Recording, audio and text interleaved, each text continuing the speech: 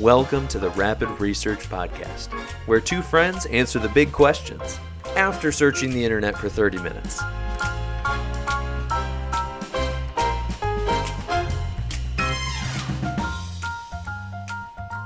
Hey, welcome in to the Rapid Research Podcast. So good to see you all today. Tyler, how you doing? Good, but I can't see them because this is a podcast. So seeing must have been a proverbial saying. That might be the stupidest entrance we've ever had to one of our episodes. Well, but it's true. I mean, we are looking for truth here. I cannot see any of our listeners. That is true. Moving on from that. It is good to be with you today in your ears. It is very true. Be sure to be following us on Instagram, TikTok, Facebook, YouTube, wherever you get your social media from at Rapid Research Pod. Tyler, today we are talking about Nintendo. Yes, and you know why I chose this topic? Why? Because Nintendo recently released the Nintendo Switch 2, which is the Nintendo Switch was a revolutionary gaming system. It was, Nintendo yes. Switch 2, not necessarily revolutionary, more of just an update. Mm-hmm. But I thought while we're here, why not talk about it? That's true. I was not a Nintendo kid. Okay. In any way, shape, or form. Like no Wii bowling? I don't think I think I played Wii bowling maybe twice as a child. Like your family did not? We didn't own one. Really? We okay. never owned any Nintendo anything. What'd you guys have? Not much. PC mostly. I actually grew up on like the old like floppy disk games and stuff like that. Yes. So like the mid to late 90s games. That was primarily what I had. We got an Xbox 360 when I was like 14. We grew up on, first of all, was like Windows Vista. And then we had, I think it was Windows Vista, then Windows XP, or vice versa. And we had all of these educational games. All of them had like math problems and stuff to move along through the game, but we loved them. Oh, I loved those things. They were phenomenal. There was a math one that was like space aliens, but you had to solve math problems to win. It was incredible. There was one, we still sing the song from it, like our whole family does it. We're on our way. We learn a little each day. With words of fear, we readers cheer. We're on our way. That sounds super familiar. Like eerily familiar. Yeah. We used to play the Reader Rabbit games. Yeah, I think it was. Was it Reader Rabbit? Yeah. I think it was. I'm not totally sure. That sounds like it. I used to play Commander Keen. That was a big one. I haven't heard of that one. That one had several installments, and it was a dope game. Like for its time, it's excellent. stuff like this that goes through our family group chat every once in a while. Somebody will find a YouTube clip of an old thing that we all remember, but we have forgotten about, and they'll post the YouTube clip, and then it's just an explosion of whoa, back to childhood. Yeah, and it's like we go hard in our family group chats after nostalgia. Right. We do as well. I would say that Steam has been a big factor in that because yes. Steam has, for example, all the Commander Keen games. Steam has, I think, a lot of like the Monkey Island games, the Reader Rabbit games, those styles of games. So we have rediscovered a lot of those things. Spy Fox, Putt Putt. I don't know if you played those. No. Those were big for us. I got a PlayStation for my birthday. That was our first official console. And then we turned that in, then we got we traded it in because GameStop actually gave you good money back then for your products. R.I.P. GameStop. Yeah, well, they're still going. Are they? I thought they shut down a year or two ago. No, they're still going. Did you not follow all the stock stuff that happened like 3 years ago? No. They were about to. Oh my! I was in college 3 years ago. This should be a whole nother podcast because they were about to shut down, and then this dude pops up. You know what? I'm gonna find the stuff for that while we go to our break. Okay. This dude says GameStop can't shut down, so he and a bunch of friends, it became a whole internet movement to buy GameStop stock. Interesting. And so it saved the company. So now they're doing okay. Well, we are now doing Nintendo plus the GameStop revival. Which makes sense. That's cool. I'm down with that. But anyway, Nintendo, Yeah, the actual topic for today. known Yeah. for Legend of Zelda, Mhm. known for the biggest Mario and Luigi and all of those games, the Wii, the Nintendo 64, the Wii U, which was a flop, Right. all sorts of different things like that. The Game Boy, those were all Nintendo. Yeah, I always thought they were cool. Always kind of wanted one. They are. I have considered buying a Switch today. I'm an Xbox guy, but I have considered buying a Switch just to work up my skills in games I didn't play as a child. Just so that when I sit down with a bunch of friends and they're like, "Hey, let's play Smash Bros," I'm not completely inept at it. You know? I get that. I get But that a lot. is that worth $300? Probably not. Probably not. So, Yeah. Okay. Do you have any hot takes on Nintendo? I really don't. I don't think I do necessarily. The only thing that would come close to a hot take, which doesn't really classify as a hot take, is that I've heard that Nintendo doesn't really love their fans, meaning that the things that they do with their games and re-releasing and stuff like that doesn't really show a great deal of love and care and affection toward their fans. Well, And they don't bring down the prices on their products either as time goes on. in their defense, if that's fair, if that's true, Right. they have basically a captive audience at this point. They absolutely do. Like, They're not going to lose anybody it's over not it's not their fault that they're this big and can do whatever they want to do. that. Yeah, absolutely Like, correct. it's our fault that they're this big and can do whatever they want to do. Because we will buy it. Yep. Yes, we absolutely will. All right. Well, we're going to go research, and we will be back in 30 minutes. See you then.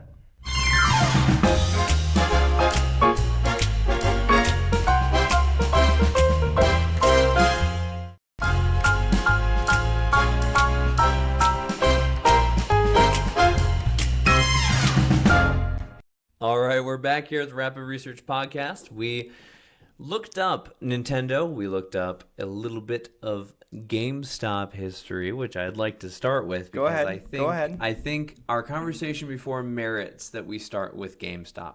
I would agree. So, Joel, what do you think of when you think of GameStop? I think of a place where you walk in and they have the most random stuff. Really? You know, or stuff where, like, not random, that's not the right way to put it, but like, Nerdy? yeah, anything that the nerd wants, the nerd can get. You know? Okay, it's not actually true, but Okay. I see that that's...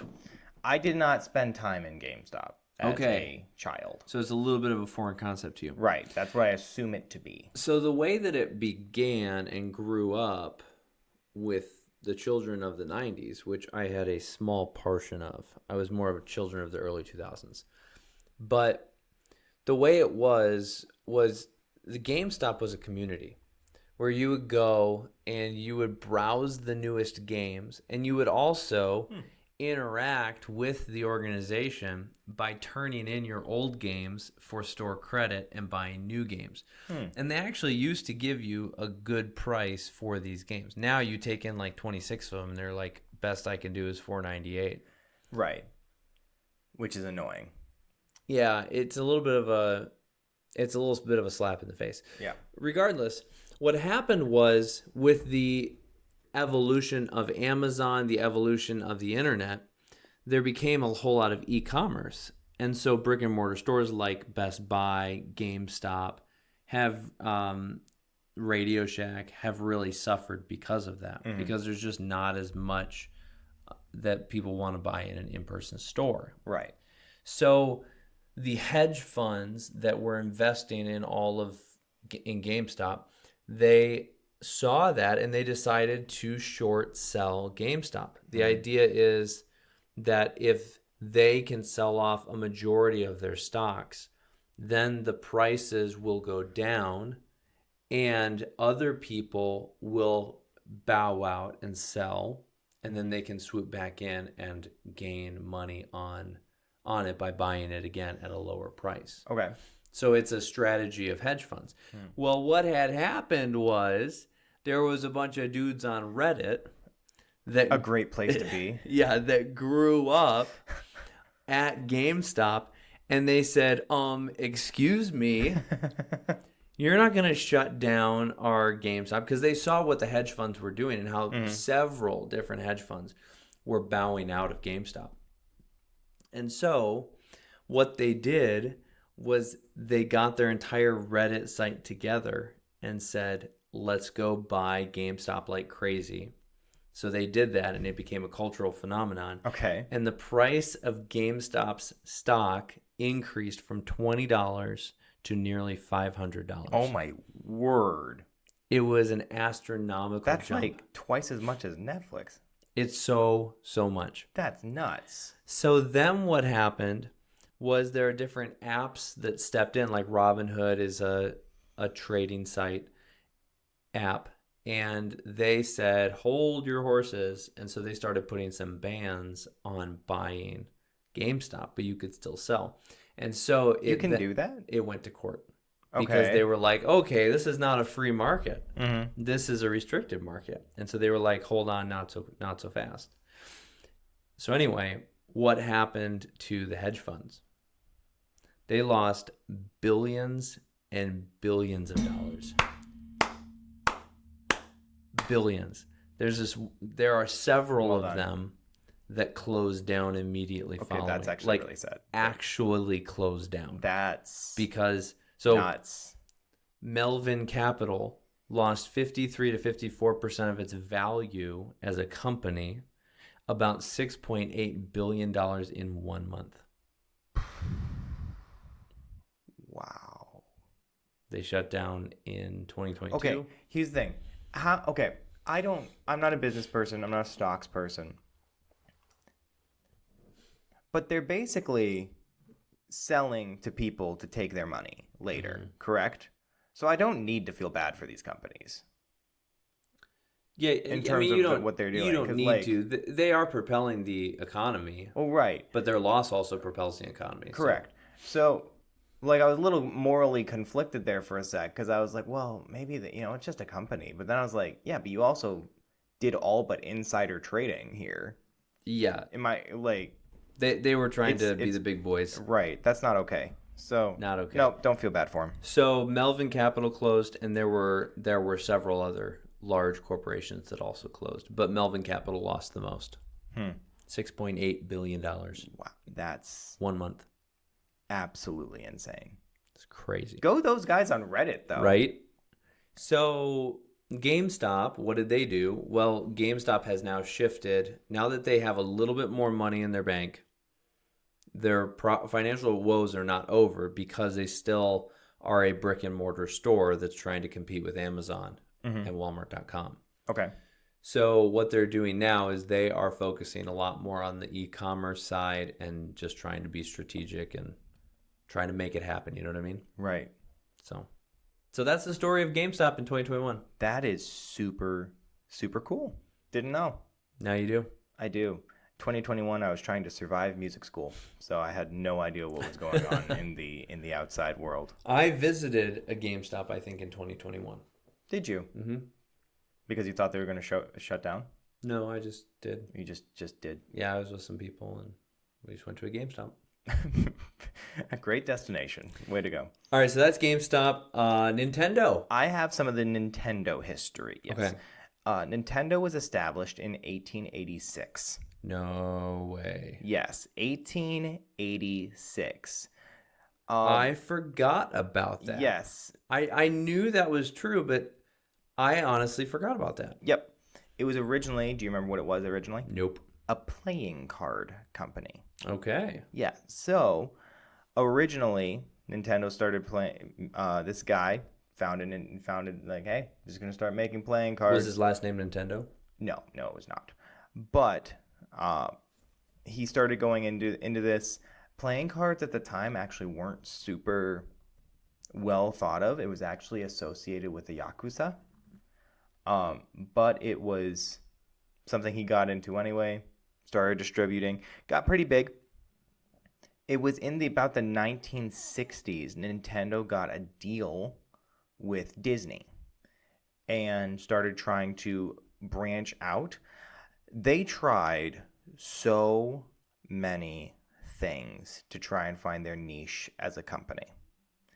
They tried ballpoint pens. Oh, They tried, got beat out by Bic. they did, yeah. They tried baby swings. Got beat out by Fisher Price. They tried a taxi company. Got beat out by Elon Musk. You know, actually, one of the articles I said that they were basically trying to be the Uber of the 1960s, and it just didn't work. That's so bizarre. I mean, but you do have like Suzuki, who's making motorcycles. Wait, no, Yamaha making motorcycles and pianos. and music and everything else. They're making a lot of So I random. guess it must just be like a Japanese thing. Right. The word Nintendo, nobody really knows what it means, Mm-hmm. but it's commonly associated to be leave luck to heaven. They're a Christian company. Interesting.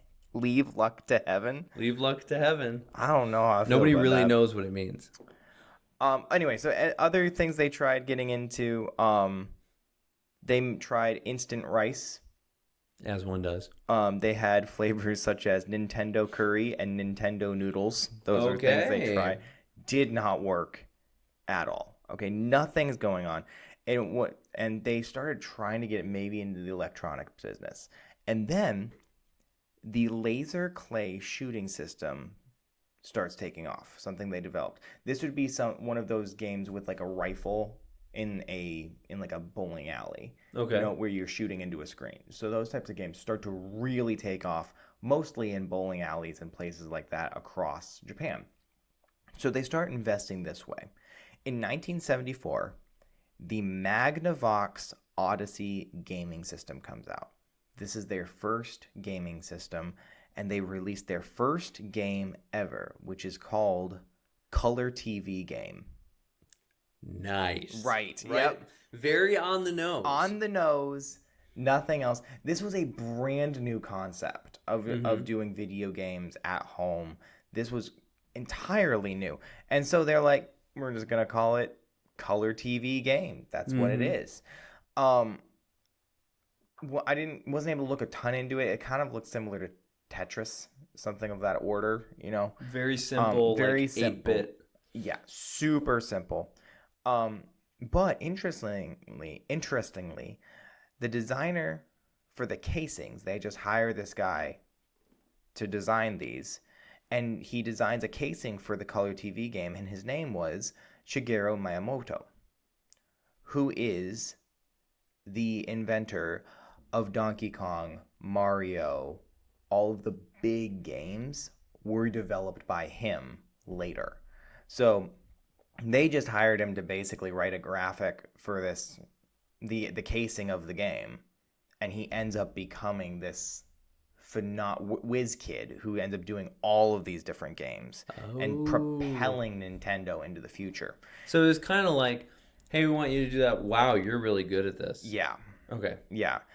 And so that was 1974. They have a couple of different like video games that start to take off. I think EVR Racing was one of them it's starting to land. And then 1981, what do you think comes out? Mario versus Donkey Kong. Donkey Kong Oh, specifically comes out in 1981. It blows up. Okay, so I saw something that in 1983, the video game industry basically collapsed. Yeah, it's true. because I saw this as well. Because Atari and a couple other video game companies, their video games were so open sourced that anybody could make them. There was no seal of approval. There was no way of checking. And then you had Atari themselves who were putting out terrible games. Like the worst one was E.T. the Extraterrestrial. Okay. And Atari rushed it in time for Christmas, and it's widely considered to be the worst video game of all time. Huh. And I imagine that it's hard to make E.T. look good in 8-bit. it's probably And true. then if you rush it, I imagine it just looks like a blob with wrinkles. Right? They sold 1.5 million copies, which sounds like a lot, but it's not because the industry went from $3.2 billion to $100 million Oof. in 2 years. That's nuts. And it's because of flops like this. Yeah. So they sold 1.5 million copies, and then what did they do with the unsold cartridges? They buried them in New Mexico. As you do. Because that's what you do. Pac-Man flopped big time on the Atari 2600, which I don't really know what that is. Apparently it was a model. But then Nintendo launched the NES, and they came out with Super Mario Bros.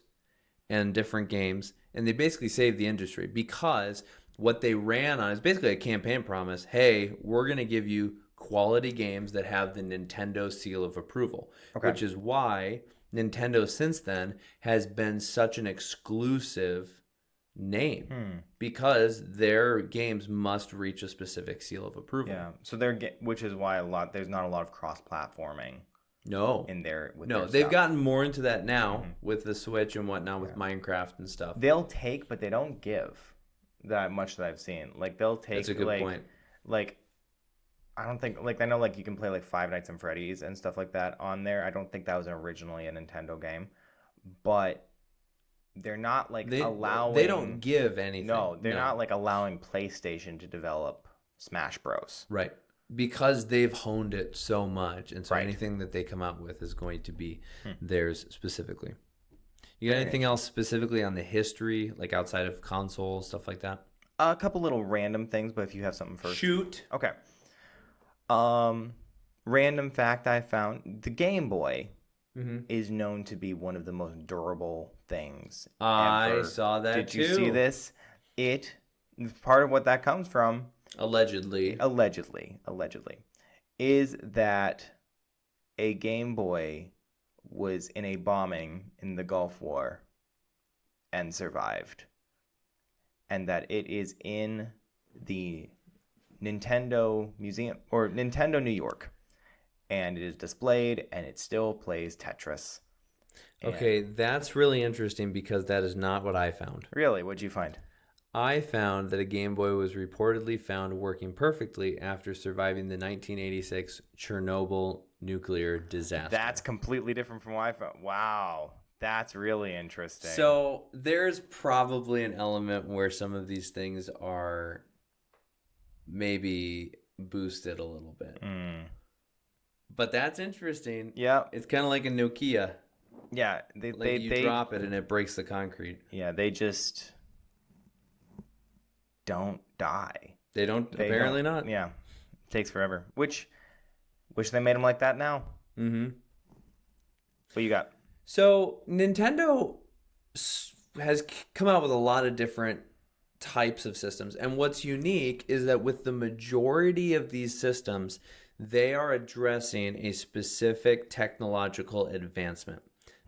For the majority of them, they're not just coming out with something to update it. Obviously, we think of the Nintendo Switch 2. But besides that, there's a lot of things where when they come out with it, they're specifically updating something. So the NES, obviously the beginning one, connected to a TV. The Game Boy was a handheld gaming device that ran on batteries, so that was an upgrade. You had the SNES, you had the Nintendo 64. Nintendo 64 brought about 3D gaming. Right. The GameCube took a massive step forward. It wasn't super successful as far as the numbers, but it was beloved, and they took a step forward in the game, in the resolution, in the gameplay, the controllers, stuff like that, to make them more user friendly. Then you had the Nintendo DS, where they basically added a second screen to the Game Boy, which was huge. Then you had the Wii. And the Wii is arguably the most revolutionary gaming system of all time. It's true. Because what it did is it did something that seems small, but actually revolutionized every device after it, and that is that it added motion controls. And so with Right. the Yeah. motion controls, you revolutionized the way you could actually play games, where it wasn't just button smashing, but it could actually be used to replicate your movements and stuff. And so it opened up an entirely different um, space of games. Now, I will add a caveat to that, though, and that is that the Game Boy Advanced did have a little bit of gesture movement. There was a WarioWare game where you would do a lot of little mini games, and you would like turn it to the left a little bit. There was a gyrosphere inside of it, Hmm. but the Wii totally changed the entire industry as far as that goes. That's really interesting. And they kept developing that because I remember seeing like, they had, steering wheels you could put the Wii console into. They had different, like, they just kept developing it over more and more and more Yeah. to a point where there's just basically a lot of things. I saw Wii fitness boards, things like that as I was researching that nobody actually used for fitness. They just wanted the mini games in them. But Yeah, right, exactly. but they had them. The Wii was nuts. Yeah, it And was. So I've got a little price breakdown, unit sold breakdown on these. You've got the first one, the NES, sold 61 million units for a revenue of $4.7 billion, okay. which is crazy. 1983, 1984, Yeah, that's 1985. nuts.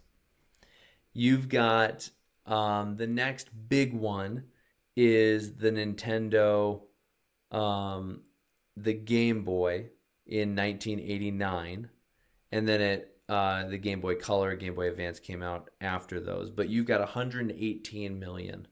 So you went from 61 million units to 118 million. Holy And cow. then you have the Super Nintendo, Nintendo 64, GameCube, and all of those sold a lot less. So you're down in the 49 millions, 32, 21. Then the DS came out because handheld devices were the thing. Like, this is what was selling. You've got the Game Boy, 118 million. Then you had the DS in 2004, 154 million. And then the Wii came out, and you had 101 million units sold. But what's unique about that is that the DS is a handheld device, so it's one person Right. can play it. With the Wii, you have 4 people can play it, and more with some other games.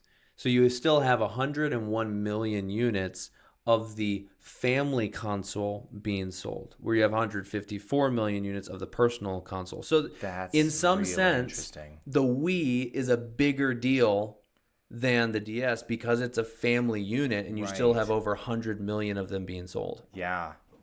Like, That's insane. do you remember when they first came out in the stores in 2006 and it was just a run on the stores?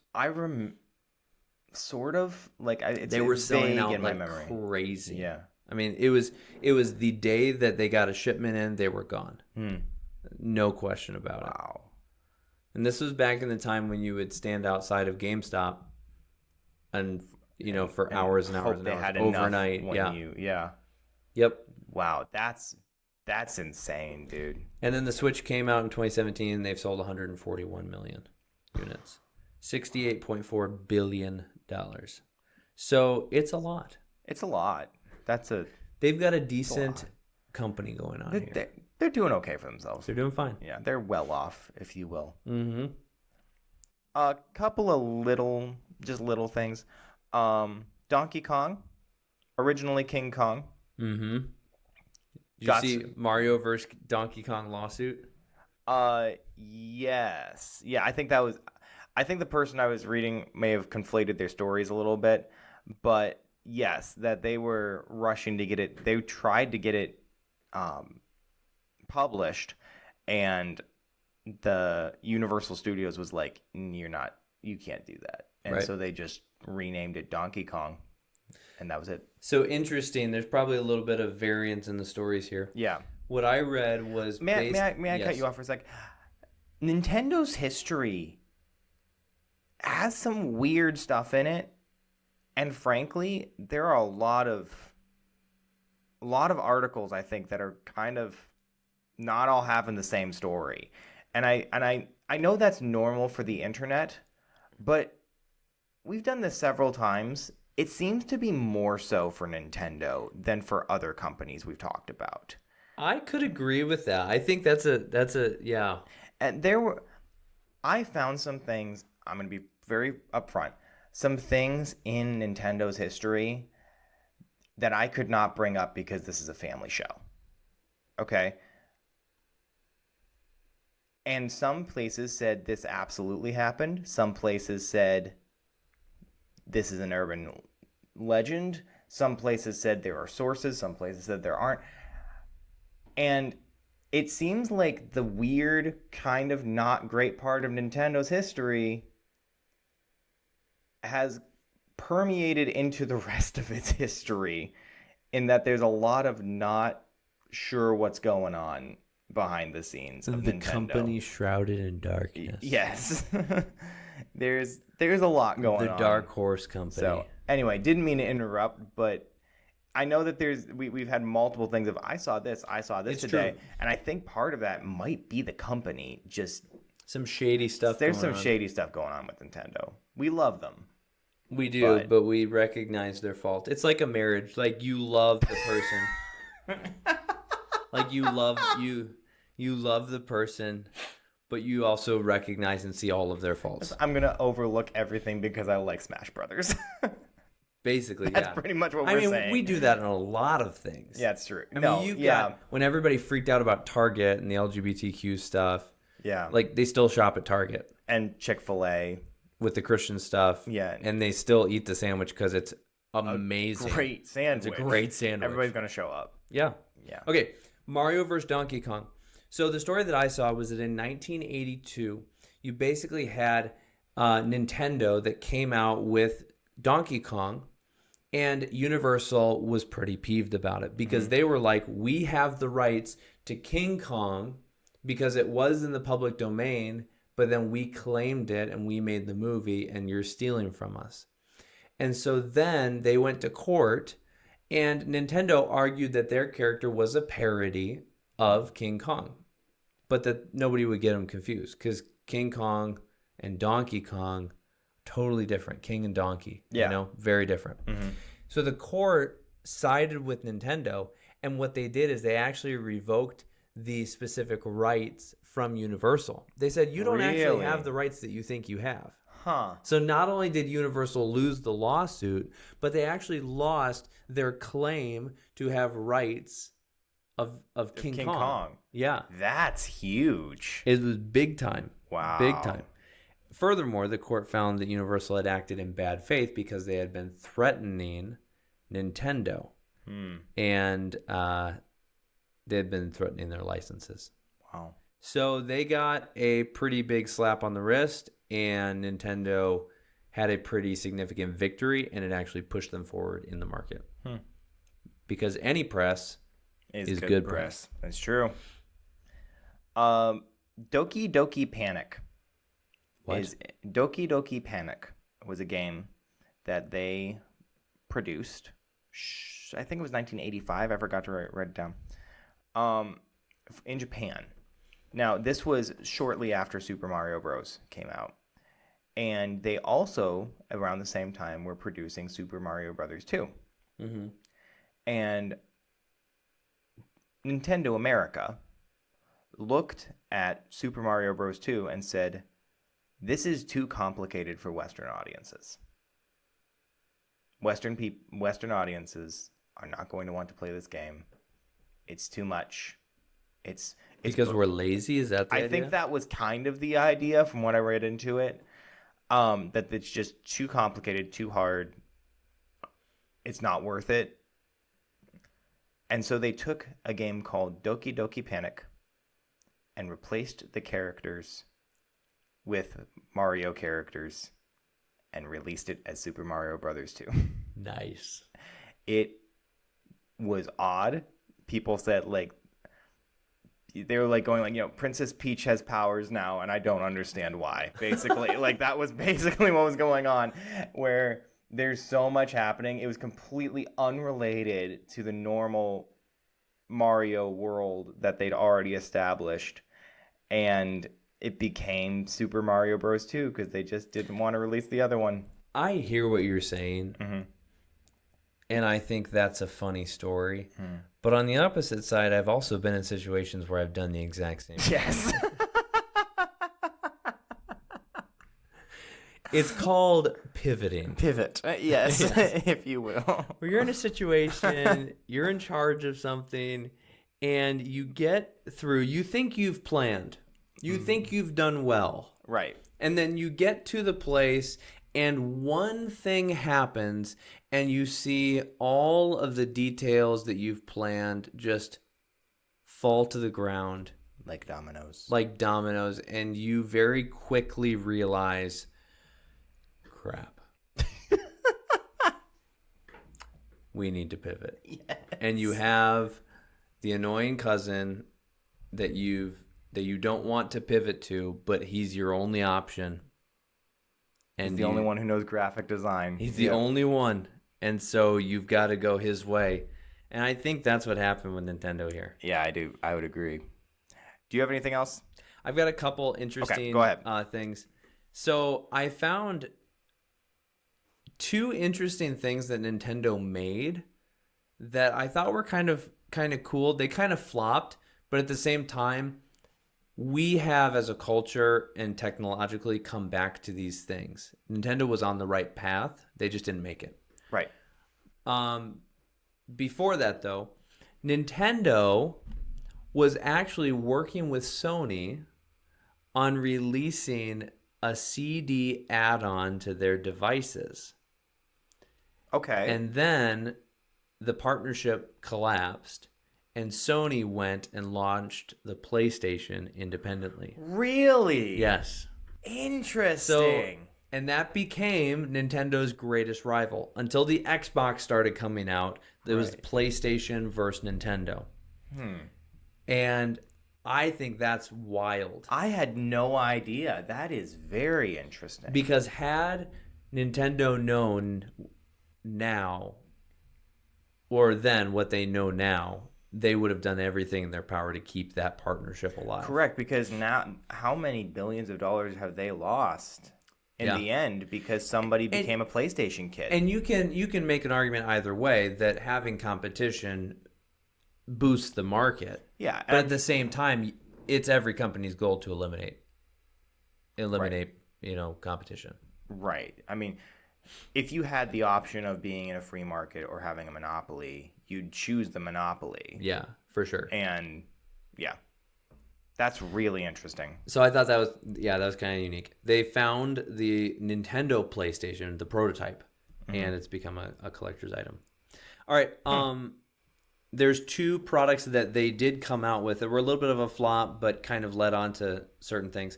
In 1989, they came out with the Nintendo Power Glove, which is a gray glove that has a kind of a control panel here on the arm, and then on each of the fingers, it has little things that kind of show which one you're moving. Okay.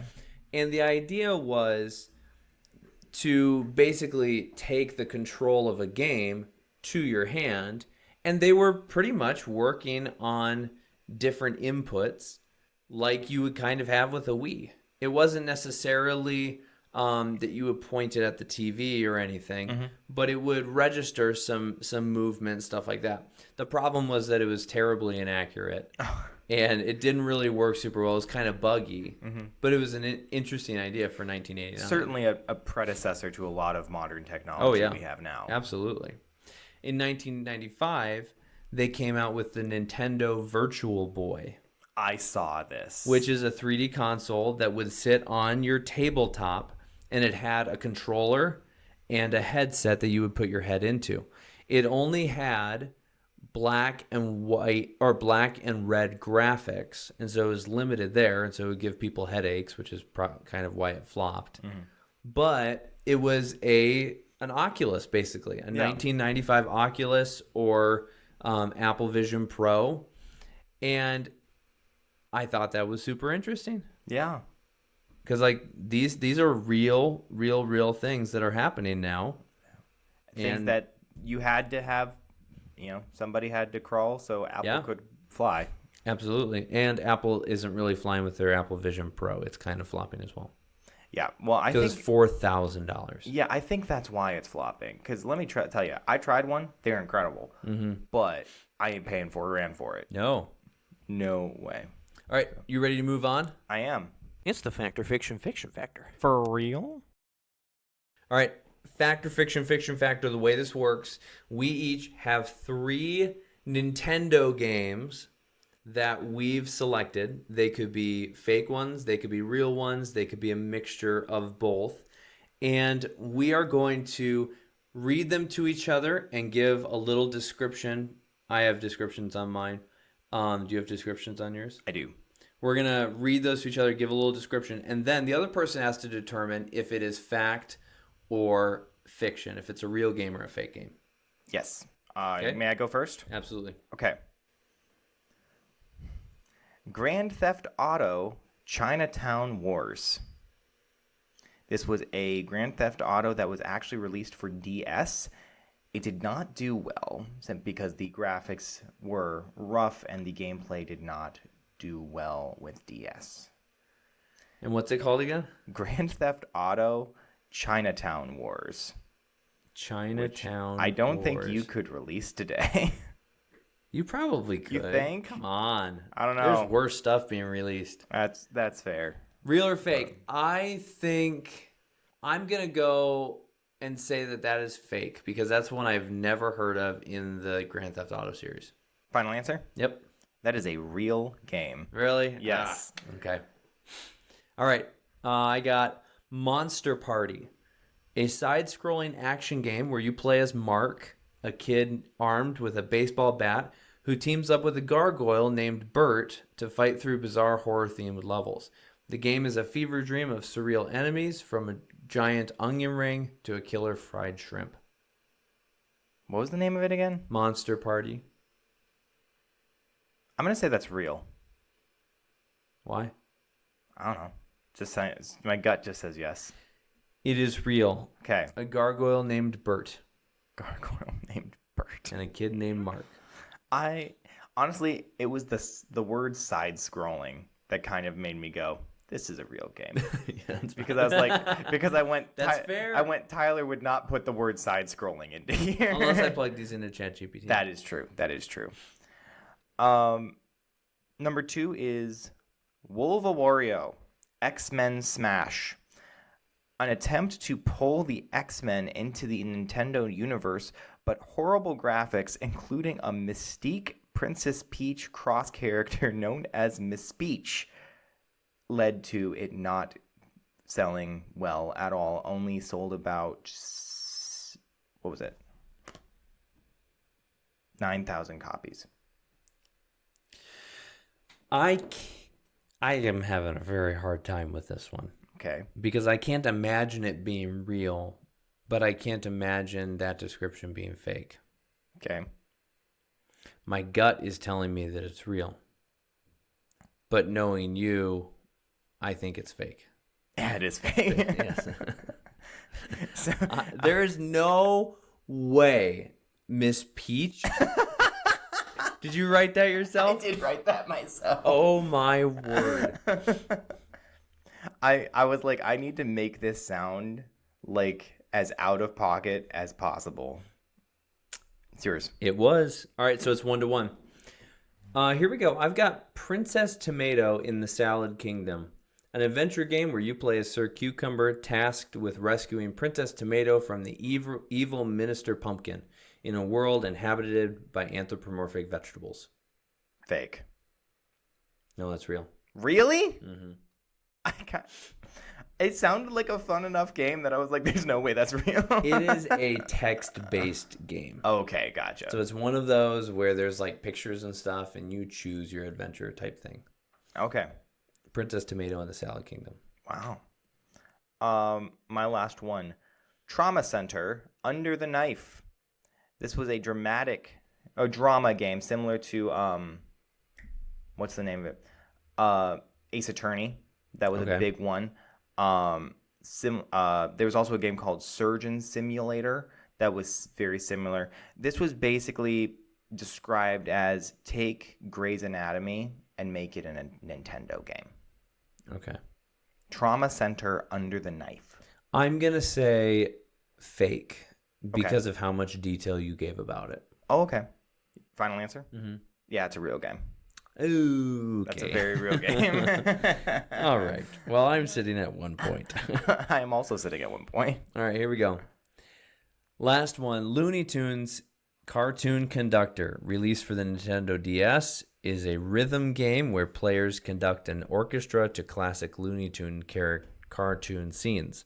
The game features Bugs Bunny, who explains that the Tasmanian Devil has ruined the original music, and the player's task is to restore it by conducting the orchestra. I want so badly for this to be a real game. Would you play it? Probably would have as a child. I'm going to say it's fake because I don't think that Nintendo ever... Well, hold on. I'm going to say it's fake because Looney Tunes is a Universal company. I thought it was Warner Bros. Or Warner Bros. Yes, it is not Disney. And Nintendo works with Disney, but it doesn't work with Warner Brothers. It is a real game. Really? Ah. Yes. It is a real game for the Man, DS. I thought I had that one. Nope, you lost.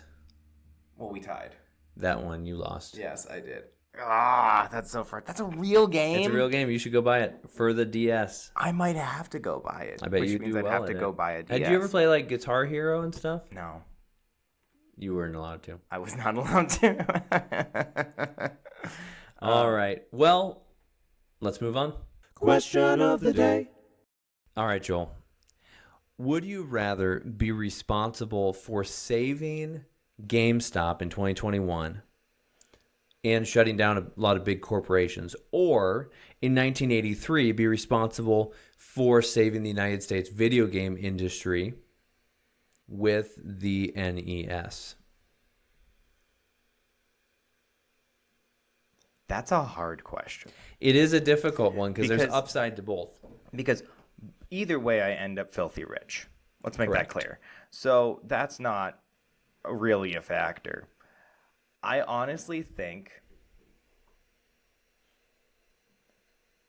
the absolute bragging rights is actually stronger with the bros of shutting down a bunch of hedge fund corporations and completely undoing the stock Interesting. market than it is just saving the video game industry. No okay, 'cause kidding. here, think about it. Because if I save the video game industry, I've done something cool, something we'll all enjoy, yay, and moving on. But the bragging rights of I stuck it to a bunch of billionaires who were all just trying to profit off of a bunch of people who didn't realize what was going on. I feel like that is a way more fun than just saying I invented this thing and this thing blew up. You know what I'm saying? That's interesting because Right. I'm totally on the opposite side. Really? I would rather be responsible for saving the video game industry in the 80s and continuing on today being wildly successful. I guess to me, like, someone else probably would have ended up saving the video game industry if it hadn't Sure. been that guy. You know what I mean? So, like, but someone might not have saved GameStop if these five guys on Reddit hadn't decided we're going to save GameStop. And GameStop is a large part of the video game industry. It's true. So, okay. Well, that's interesting. You are tasked with completing a completely original game for Nintendo Switch. Of making one? You are given basically whatever you want to do. It can be open world, it can be an 8-bit game, it can be whatever you want it to be. What is a game that you would like to create out of that? It would be an open world game. Absolutely. I love Legend of Zelda Breath of the Wild, Legend of Zelda Tears of the Kingdom. I love Skyrim. And so what it would be is a is an American version of Skyrim Breath of the Wild, where you are in a sort in Skyrim, Breath of the Wild. yeah, but like I know what you were but saying, like a but that real would be one. but Skyrim, Breath of the Wild would be an amazing game. Oh yeah, it would be incredible. Keep going. So you have modern, like you have real world, real life stuff where you're trying to survive to begin with, but then you're also able to traverse America back probably in the time of the Indians and colonization, stuff like that. I think would That be would incredible. be really interesting. Because with the size of games these days and maps and stuff, you could absolutely make a map version of America. It obviously wouldn't be totally to scale, but you could make a pretty compelling version of America on a video game. And I mean, you could throw all sorts of elements in there. That would be an incredible game, Yeah. like Skyrim or Breath of the Wild, but America. I was thinking the same thing, honestly, but dystopian. Oh, So like a future, like Hunger Games. Maybe a little bit more steampunk Okay. than Hunger Games, but where you have cities that are super steampunk, super dystopian, very, industrial. You can weave your way in and out of all these different factories, buildings, super high tech, and also steampunk. And then you can get out into the countryside, and it's completely different. Yeah, sure. I think you could give a huge variety of stuff that you could do within that kind of setting, if you will. And it makes sense. It makes sense both of us are on that page because open world games are the thing right now. Right. Because you can do so much. Everybody wants the creativity to do what they want in a game. Right. So I think it's a great idea. What we learned today. All right, Tyler, what did we learn today? I learned that the Game Boy is a very, very well-made device. Indeed. That if the rumors are true and that it can actually survive a Chernobyl nuclear disaster and a bombing in the Gulf War, that's a device I want. I did do a quick Google on that, which showed that the Gulf War one is confirmed. Okay. That one is confirmed. I couldn't find confirmation on the Chernobyl one, but I think that it's a very good possibility of an urban legend. Like if you put it that way. But there was a Game Boy somewhere nearby Chernobyl, and it's probably okay. Yeah, exactly. Yeah. Okay. What did you learn? I learned that Nintendo has a very, very rich and shady past. Yes, it does. And I don't want to go much further into Nintendo. I feel like Nintendo is kind of like the Boeing of the video game industry. Like we don't tell you everything, but we come out with some pretty good products. Yeah, I'll use your product, but I don't want to know anything about it. Yes. Yeah, absolutely. Don't tell me anything. That's all for today. That's Thank you all for coming in and listening. We will see you next week. Yeah, we will. See ya.